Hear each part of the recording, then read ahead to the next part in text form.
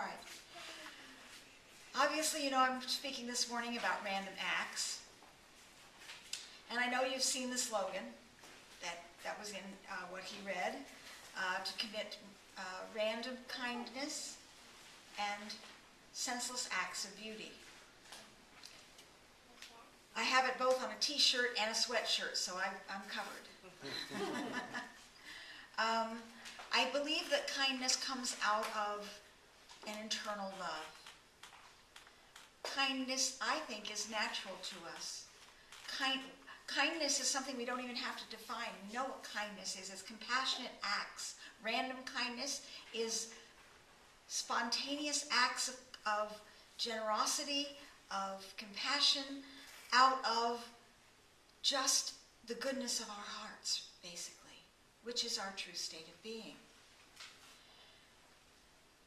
The Bible tells us in the Gospel of John that perfect love casts out all fear, and when we're in love, we are kind. And Gerald Jampolsky, in his book Teach Only Love, he says this. He said, when someone is occupied with helping another person, he experiences no fear. If we could focus on being kind, then we would move into a whole new state of being if it's our focus and when it's our focus. I believe kindness is both natural and contagious. If someone is kind to us, we are more apt to be kind to someone else. So think of that when you're kind to someone. You're encouraging them to be kind as well. I looked back in my wealth of resources and found an article in People magazine from December of 1994. It was called Doing Good Works, and it's about a professor in Bakersfield College in California. He was wondering what his next assignment was going to be for his human relations class, and he was half listening on the radio at the news, back then even, when he heard the newscaster say, "We have another random act of senseless violence to report."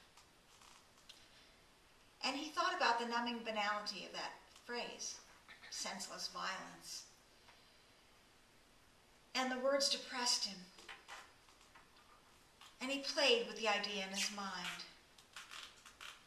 In an effort to turn a negative into a positive, he substituted the word kindness instead of violence in that phrase, senseless kindness. And he was inspired by this to give the following assignment to his students the next day. He said, today I will commit one act of random kindness, of senseless kindness. Today I will commit one act of senseless violence. And that's what your assignment is to do. Well, the students were confused and said, I don't know what I'm supposed to do here. And he said, it's up to you to figure it out. And left it with them. When the class met again the following week, Professor Wall found his students more animated and enthusiastic than ever before. They all had stories to tell. One student distributed blankets he had bought from the Salvation Army to a group of homeless people who lived under a street overpass. Another had rescued a ragged, stray collie, bathed and fed it, and then put up posters trying to find the dog's owners. A day later, the collie was claimed. And someone else who was recently divorced after 37 years of marriage set aside her anger at her out-of-work former husband and counseled him on how to get an extension on his unemployment benefits. And one 41-year-old woman did what might be the ultimate generosity. She spying a harried motorist circling the student parking lot, she pulled out of the space she'd just taken and gave him the space. What was important to me, said Professor Wall, was the impact the assignment had on them personally. The students were so inspired they kicked off their own continuing campaign for kindness. They had bumper stickers printed up that read, "Today I will commit one random act of senseless violence." Or senseless kindness, excuse me. Well, that wouldn't be an encouragement, would it? "Today I will commit one random act of senseless kindness. Will you?" That's what the bumper sticker read. And the local county sheriff ordered 150 of the bumper stickers for his patrol cars. The Associated Press ran a story on the campaign, and letters came pouring in from as far away as Canada.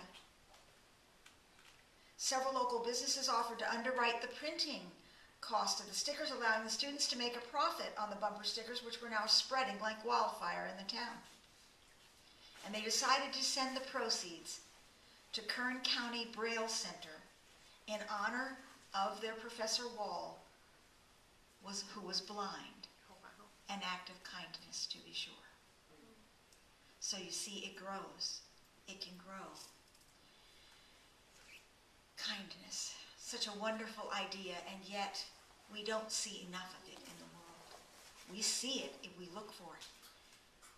And if we are it, if we can do it ourselves, we help it expand in the world. There's a lot of talk these days about emotional intelligence, and I think it's related to kindness.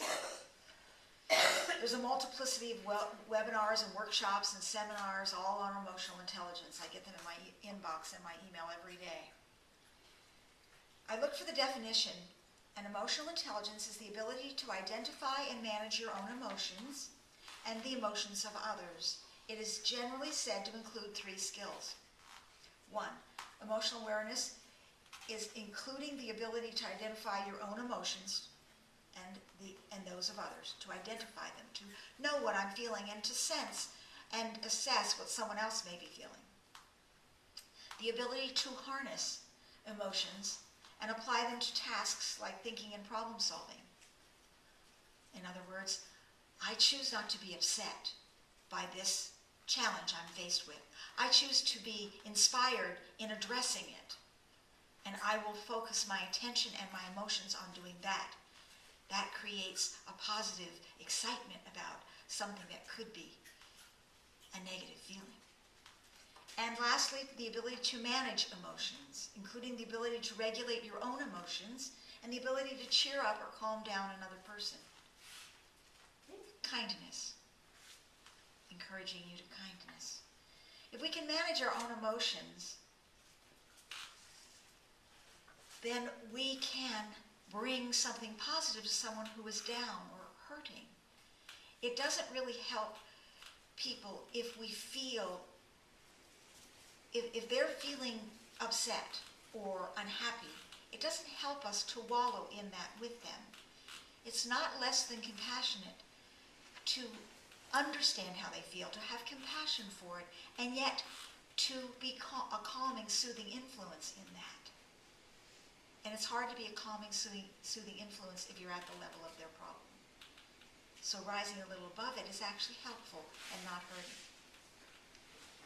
In a book called Emotional Intelligence, Why It Can Matter More Than IQ, a fellow named Daniel Goleman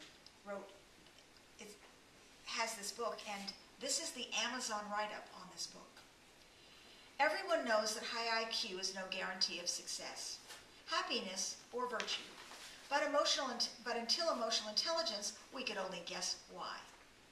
Daniel Goleman's brilliant report from the frontiers of psychology and neuroscience offers a startling new insights into our 2 minds, the rational and the emotional, and how together they shape our destiny. So we can do that. And it seems to be that emotional intelligence is related to how we choose to feel and behave, to be kind or not kind in any given situation. The Dalai Lama was famous for saying, "Be kind whenever possible. It is always possible." Is it? I saw this response to that question in the Huffington Post in a blog. One of the things that really inspires me is random acts of kindness. It is so rare when it happens that you are surprised and taken aback. This week, I was in New York City and only had $10. The cab driver accepted it for a $15 cab ride. At the end, he gave me a couple of bucks in case I needed any cash for anything. I was so taken aback that I don't even think I sounded that grateful. But it inspired me to be kinder to the next passerby I saw. This feeling shows up for everyone as a stream of consciousness, regardless of their spiritual orientation. The good news is that simple acts of kindness can help can have a positive long-term impact. We each have the power to help foster hope in humanity and harmony for the collective. A demonstration of kindness can inspire faith, not just in a particular moment, that is part of a direction. I know that some years ago, I too was in New York City. Some decades ago. I was 19 years old, and I had flown up there. I guess I'll tell you. I was flying up there because I had been dating a fellow, and I had gotten pregnant. And at that time, that was the only place I could go for an abortion. I did it through a Lutheran group. My parents did not know. I flew all alone to New York on a plane. No luggage, because I was only going to be there for the day. And I've never been to New York before, and I get in this cab at the airport, and I only have $20 bills on me.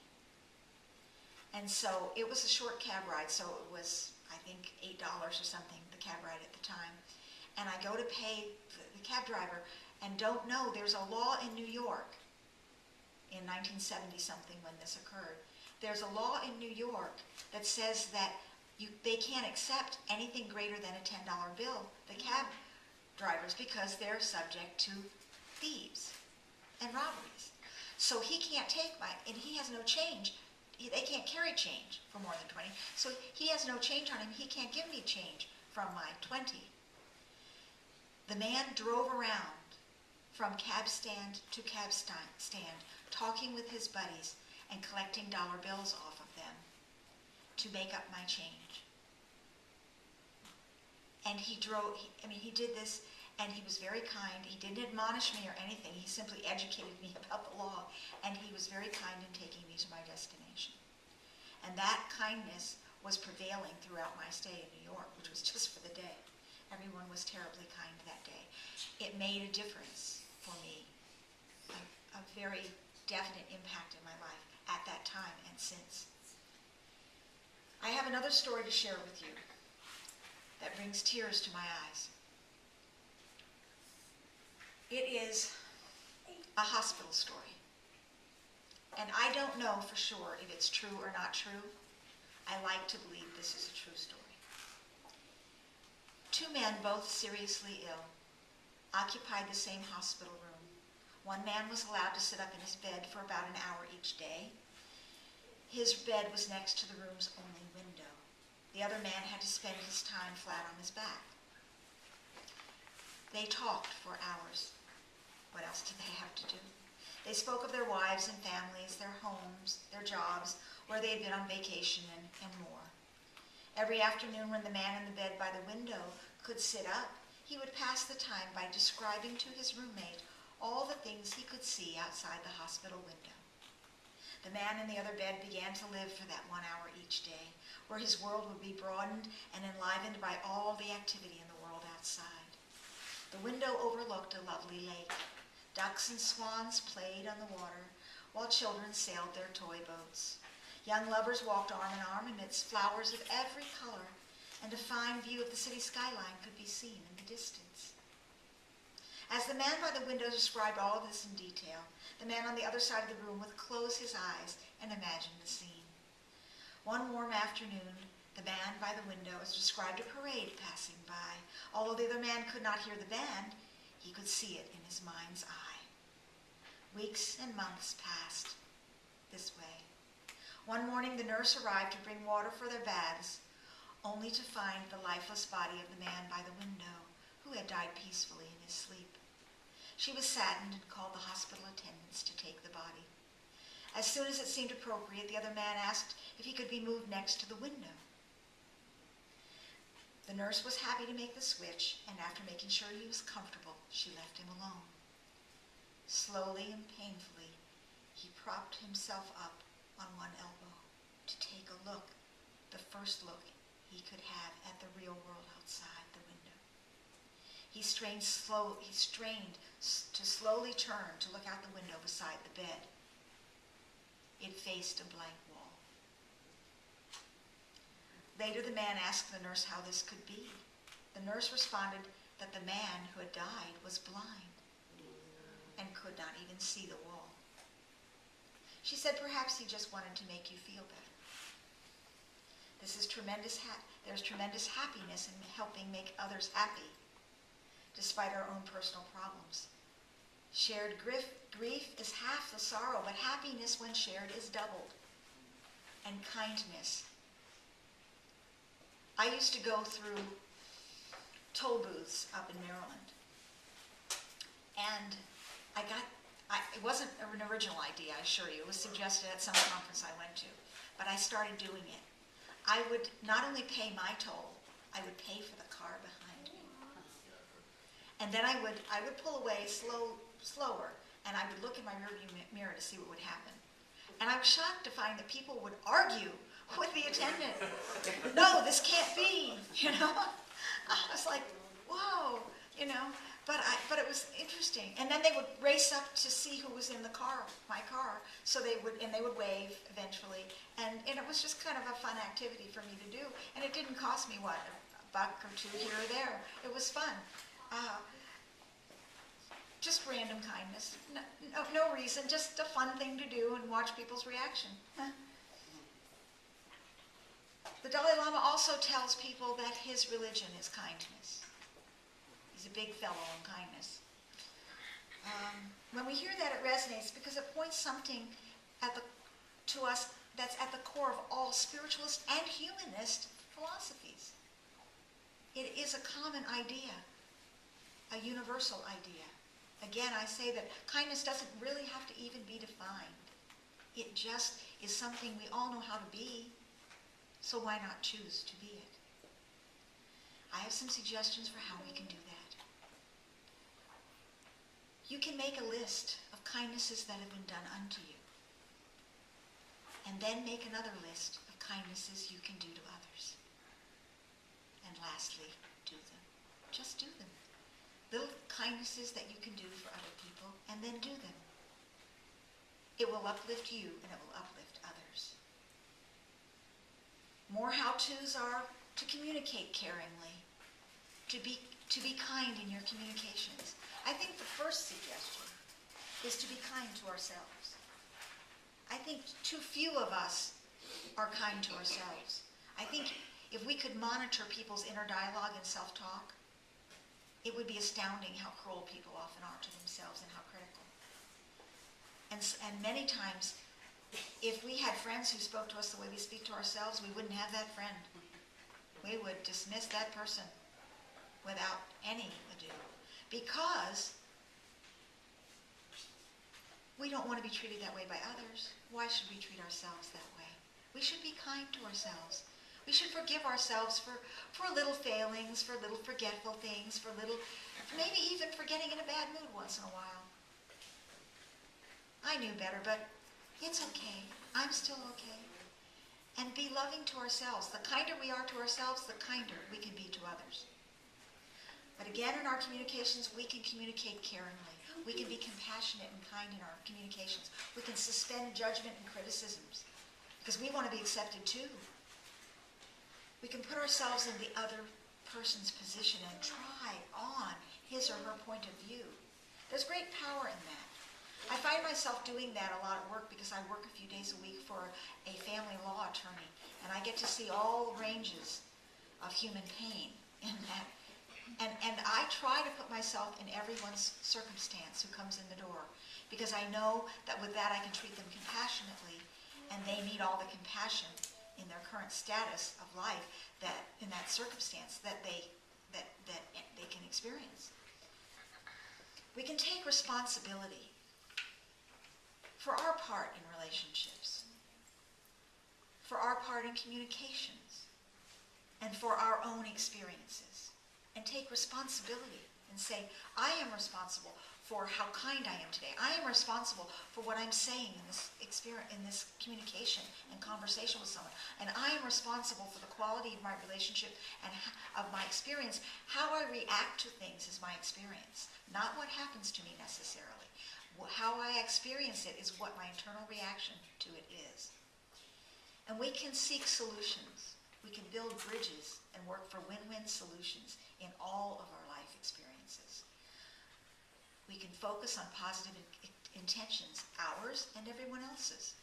Because underneath almost everything we experience, even someone who's being not the way we'd like them to be, there's a positive intention. Maybe they just want to be heard. Maybe they want to be understood. Maybe they just want to get past the ugly feeling they're feeling right now and get it out. Whatever it is, there's a positive intention behind it. We can emphasize common interests instead of what's different, because we all have something in common. We are all part of the human race. There is no separation between any of us, ever, except that which we create ourselves. We can address issues and concerns with a solution in mind, with a mind that accepts solutions instead of focusing at the level of the problem. What can be done about this? Many managers are learning the technique of telling their employees, if you have a problem, you can come to me with it, but if you come in that door with a problem, you come with a solution as well. Very creative way to deal with it. The goal is harmony, always harmony, not being right necessarily. Needing to be right, and I had, till I was 35, I went through life, I was always right, so hey, I wanted everyone to know. That doesn't do anything. It's not necessary for me to be right. It's not necessary. It's necessary to have harmony. And it's okay. I can overlook a lot of things that I didn't think I could overlook when I was younger. It's just not important, most of it. Most of it's not important. There's a fellow out west in Oregon named Ken Keyes, and he has a whole approach to things he calls the living love way.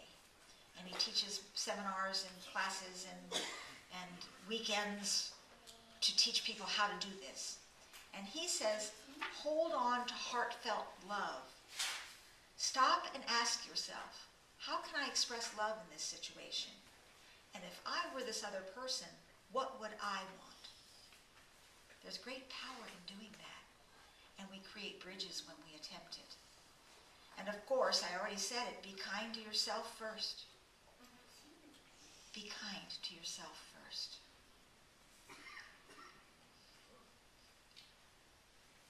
There's a fellow named Piero Ferrucci, and he's one of the world's most respected transpersonal psychologists. And he wrote a book, The Power of Kindness.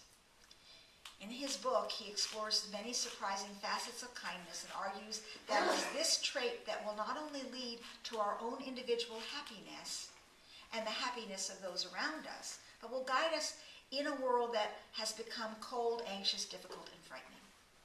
He warns against the dangers of global cooling. As the pace of living grows faster and faster and the impact of new technologies more insistent, communications become hurried and impersonal. I know, because I've worked with teenagers. I have been a teen advisor at a camp, a spiritual camp out in California with 300 teenagers and about 100 adults. And the 300 teenagers come, and cell phones are verboten, so they don't have cell phones. And they are doing workshops together all week. They're doing fun things like sing-alongs. They're doing talent shows, but they're also doing intense self-exploratory workshops with sharing and deep sharing and learning about themselves and moving past problems and dealing with difficult issues in their lives and things like that. They leave the week making new friendships that last for life, saying they've never experienced anything like that before because they are so used to communicating like this, texting across a room, that the human element of human exchange face to face is being lost. And they've never seen anything like doing that for a solid week before in their lives. It is a definite, this is something that the kids come back to. It's the 13 to 18-year-olds, and they come back year after year after year. When they become 18, they come back at 19 as teen advisors themselves because they love it so much. So,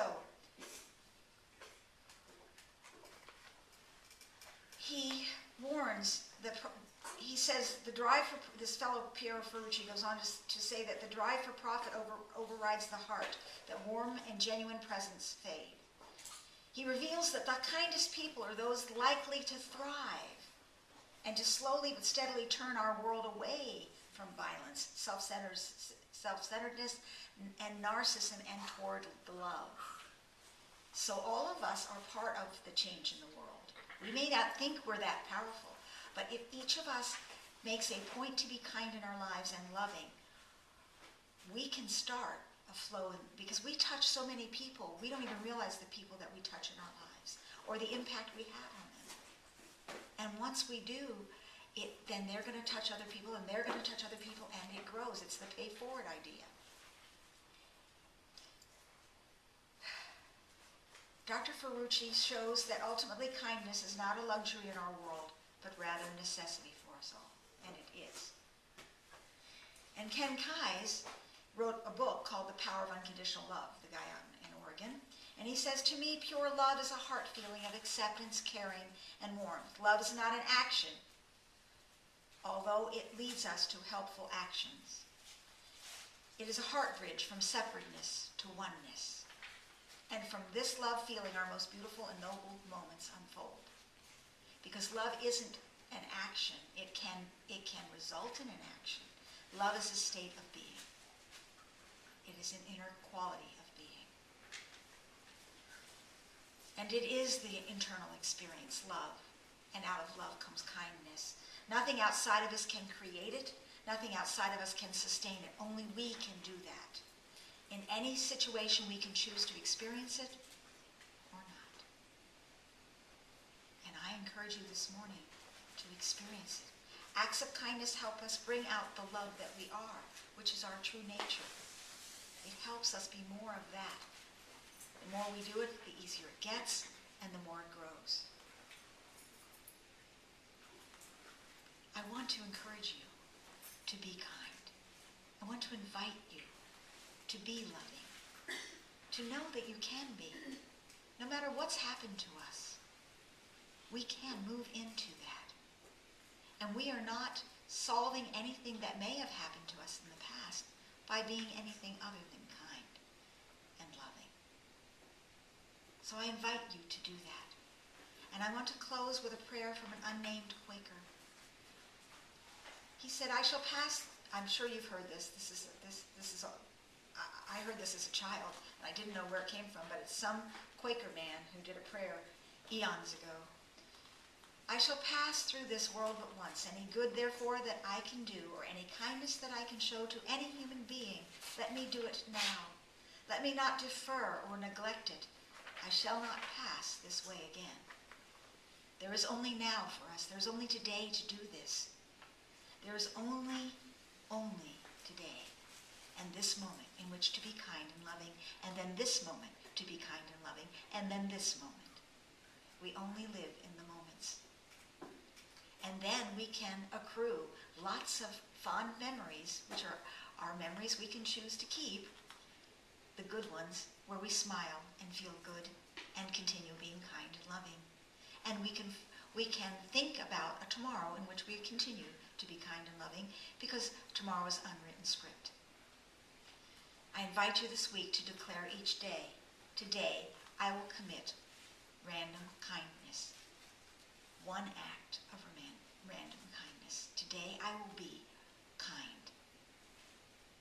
And I'd like to invite you, just try it. You'll like it. Because kindness is contagious. Thank you.